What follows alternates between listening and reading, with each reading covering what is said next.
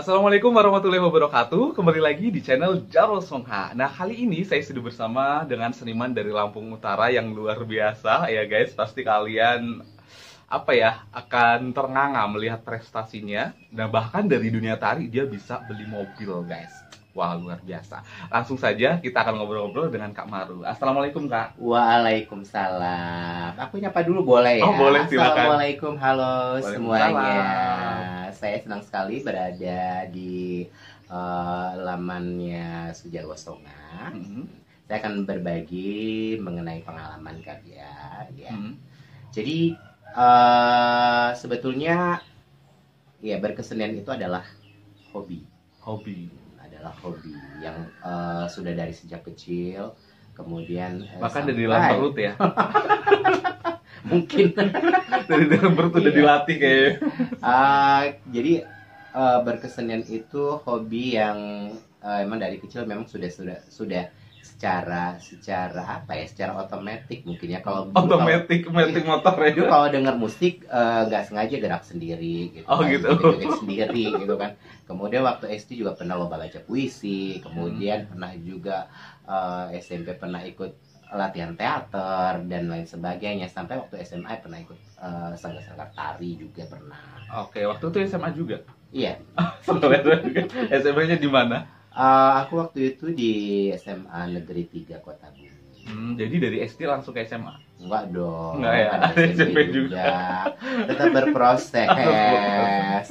Di SD SMP juga sempat ikut kegiatan-kegiatan. Iya, perlombaan-perlombaan, kemudian kompetisi-kompetisi.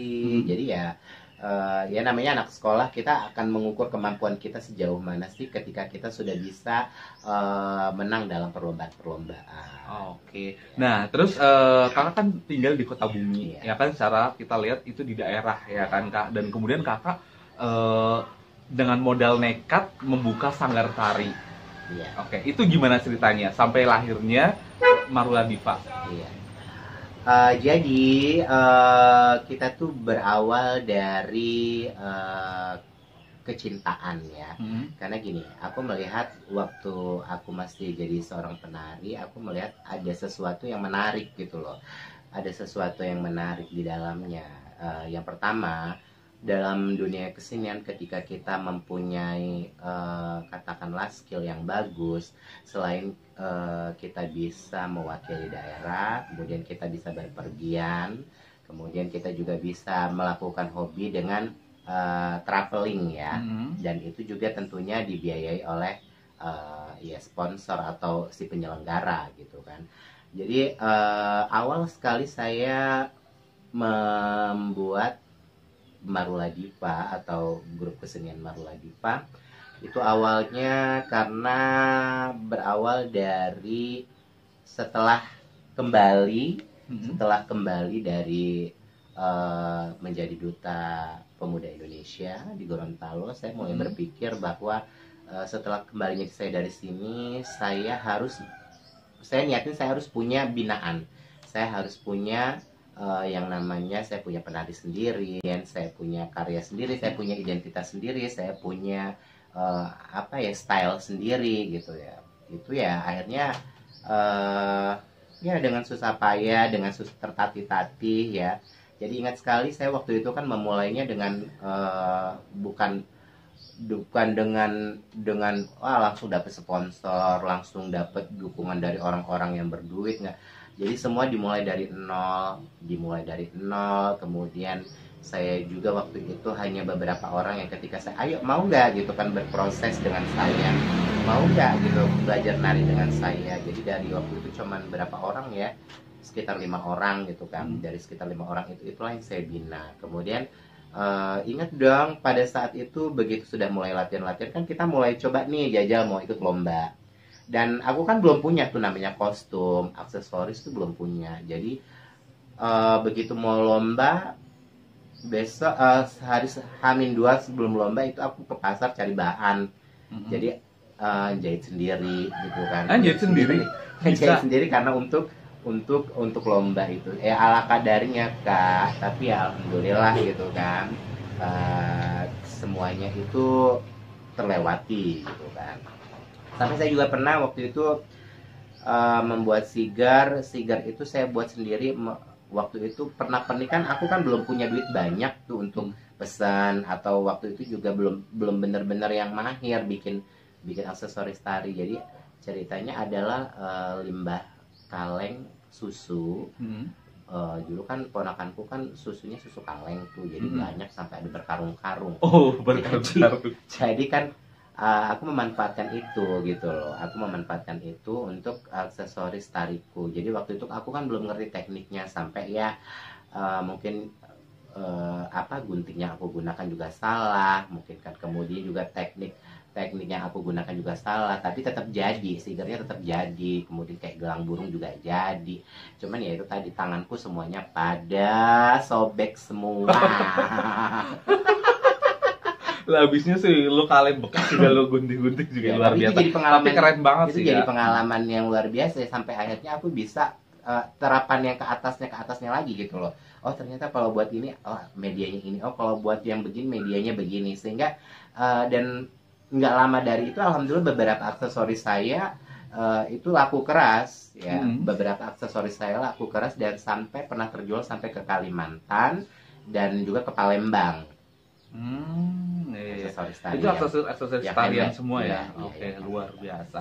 Oke, nah Kak, itu kan Kakak sudah menceritakan dari awal perjuangan Kakak gitu kan ya, sampai kemudian sekarang Sanggar Marula Dipa sudah mulai dikenal oleh masyarakat gitu. Nah, kabarnya nih Kakak pernah meraih prestasi ya, penghargaan, betul nggak?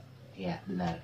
Jadi waktu itu aku berpikirnya begini, kalau hanya mendirikan sanggar aja mungkin semua pun bisa, tetapi untuk membuat sebuah sanggar ini punya prestis atau punya nilai di mata masyarakat, maka yang harus aku lakukan adalah aku harus mengikuti kompetisi. Jadi waktu pas 2015 adalah aku mencoba memberanikan diri mengikuti namanya Lomba Pemuda Pelopor.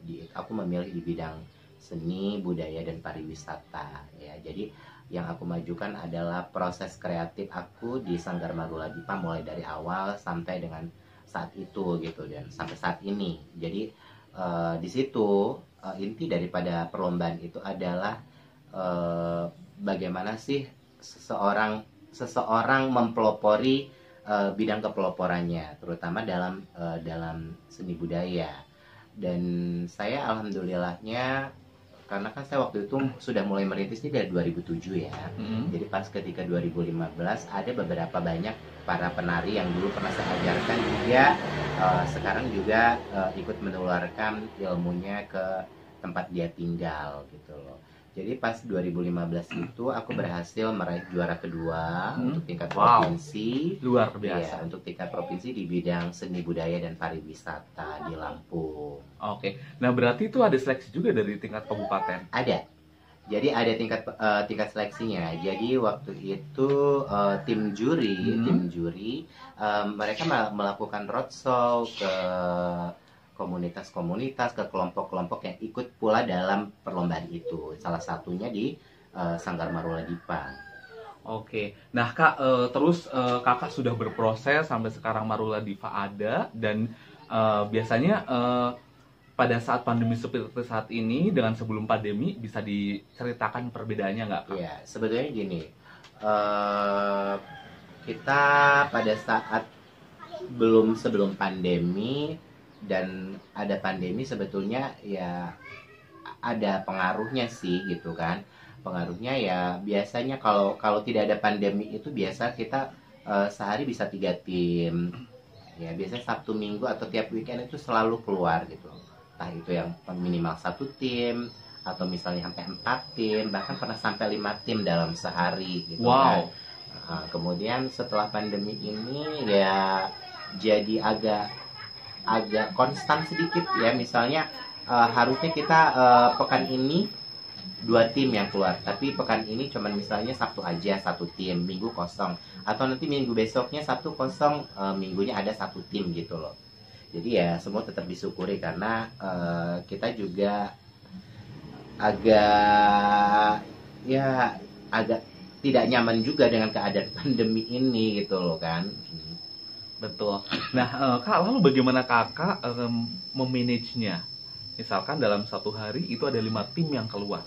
Iya, jadi kalau ada 5 tim dalam sehari, jadi ada beberapa yang empat tim aku juga menggunakan 4 asisten. Jadi yang satu aku pegang, yang 4 timnya satu-satu asistennya gitu loh. Jadi ya tetap kerjasama, kerja tim. Karena yang paling dibutuhkan dalam sanggar adalah kerja tim ya.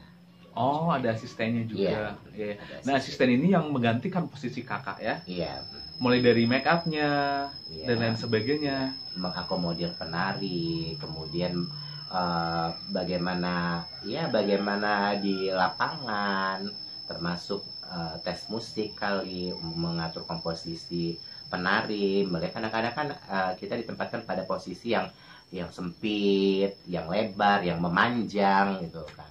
Oh, tergantung panggungnya ya, harus Tergantung di set gitu ya, tergantung masuknya stage-nya gimana juga. ya. Oke, nah terus Kak, apa yang Kakak lakukan kayak untuk penari-penarinya ini agar mereka lihai, agar mereka apa ya, pas dalam gerakannya gitu? Ya, jadi kalau untuk kepenarian ini kembali lagi sebenarnya ke latihannya. Jadi sebenarnya inti daripada latihan rutin itu adalah untuk membentuk karakter si penari, juga memberikan pengalaman batin bahwa semakin sering kita berlatih maka semakin tajam juga kepekaan kita pada sebuah gerak.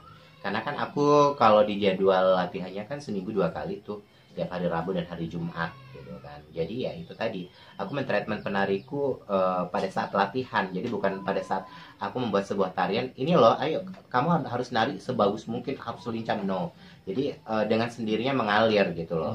Ketika satu penari latihannya rutin, latihannya bagus, disiplin, maka dia akan menjadi seorang penari yang handal. Oke, nah Kak, selama Kakak berproses dan juga memproses binaannya gitu kan ya, kan ada anak-anak yang mungkin pada saat masuk di sanggar Kakak itu gerakannya itu masih kaku, gitu. Iya. Maksudnya ini anak ini susah banget nih bakal dibentuk. Nah terus sampai akhirnya kemudian Kakak bisa, ada nggak pernah kejadian kayak gitu? Ada. Jadi awal aku menjadi sanggar juga emang begitu. Jadi nggak semuanya memang punya basic nari. Memang ada yang aduh kaku banget, tapi kemauannya besar. Sehingga kalau kita buat ayo lo harus semangat, kita harus tetap latihan supaya narinya bagus, supaya narinya nyambung gitu loh, supaya narinya itu sesuai dengan wiraga, wirama dan wirasa yang dimau gitu kan. Banyak. Jadi aku ketemu penari yang masuk ke Marula Dipa tuh nggak semuanya yang memang punya basic nari bagus. Ada juga yang memang dari nol gitu kan. Ada yang dari ngukel tangan aja kaku Silat gitu ya? banget, iya berat banget gitu kan. Oke, nah Kak, kalau di tempat Kakak biasanya, apakah anak-anak itu kayak mendaftar dengan sendirinya atau kayak open recruitment? Kalau aku sih sebenarnya kembali ke kebutuhan. Jadi kalau yang kelas yang memang pure open recruitment itu tidak ada pendaftaran. Tapi kalau misalnya ada peserta yang memang urgent butuh coach, butuh untuk diajari tari, ya ada biaya pendaftarannya gitu kan. Oh, beda ya, tergantung ya. Tergantung. Oke. Nah, Kak, tadi Kakak sempat mengatakan ada wiraga, wirasa, sama satu Wirama. wirama. Nah, itu apa itu? Ya, dalam tarian itu kan 3 komponen: wiraga, wirama, wirasa. Raga itu raga ya, bergerak ya. Jadi antara gerakan dengan rasa, antara rasa gerakan dengan irama. Jadi raga itu adalah raga, misalnya raga tangan atau misalnya raga kepala ya. Jadi itu harus benar-benar terlihat menari gitu kan. Kemudian rasa itu adalah dari dalam bagaimana menyampaikan gerak dengan rasa. Bagaimana sih supaya menari itu nggak hanya asal gerak gitu kan, tapi dia punya rasa, dia punya ruh gitu kan. Kemudian wiramanya nanti nyambung nggak antara gerakan sama irama yang ada. Apakah misalnya iramanya lambat, apakah misalnya iramanya cepat, kemudian wiraganya kelambatan, nah itu nggak matching. Nah di situ jadi 3 komponen, wiraga, wirama, wirasa, itu hal terpenting yang perlu dipahami oleh si penari. Oke. Good job. Jadi dapat ilmu baru ya guys ya. Oke. Nah terus Kak, pernah nggak kejadian gitu misalkan itu udah setting nih, sudah setting bagus banget mulai dari penarinya, mulai kita sudah selalu standby di sana gitu, tiba-tiba ada sesuatu hal yang tidak kita inginkan terjadi gitu. Pernah nggak? Alhamdulillah sih belum ya. Tapi pernah punya pengalaman, pernah ada pengalaman yang tapi tidak menimpa gitu loh. Jadi ceritanya waktu itu pas perform, jadi selesai perform nari di satu acara, kemudian mungkin si tuan rumah lupa memesan genset, mati lampu. Jadi sempat acara pending, tapi setelah nari gitu, selesai tarian. Oh, jadi sudah selesai nari langsung mati lampu. Wow, tapi kalau pada saat sedang menari kemudian mati lampu gitu kan ya? Alhamdulillah belum pernah. Oke. Nah, terus Kak, seandainya nih aku juga mau tanya, seandainya dalam sebuah pementasan kemudian terjadi seperti tadi mati lampu, apa sih sebaiknya yang harus dilakukan oleh penari? Apakah meneruskan tariannya sampai selesai atau berhenti ditunda sejenak baru nanti dimulai lagi dari awal ketika lampu sudah menyala? Sebetulnya gini ya, kalau tergantung situasinya. Kalau situasinya memang memungkinkan, karena gini, kalau misalnya kan mati lampu, sumber suara pasti mati. Kemudian bergerak nggak ada suara pun orang nggak fokus gitu kan. Jadi kalaupun tarian itu dilanjutkan dalam keadaan lampu yang mati, bergerak, orang nggak fokus ke tarian, pasti orang sibuk cari gimana caranya lampu hidup. Jadi ya mendingan berhenti aja dulu deh. Lain halnya dengan kalau festivalan, ya kalau kita festivalan itu namanya tanggung jawab pertunjukan kan, tanggung jawab karya yang utuh, jadi nggak boleh terpotong. Iya. Tapi kalau dalam sebuah sorry guys. Tapi kalau dalam sebuah festival kemudian mati lampu, pasti panitia sudah mempersiapkan ininya ya. Seharusnya ya.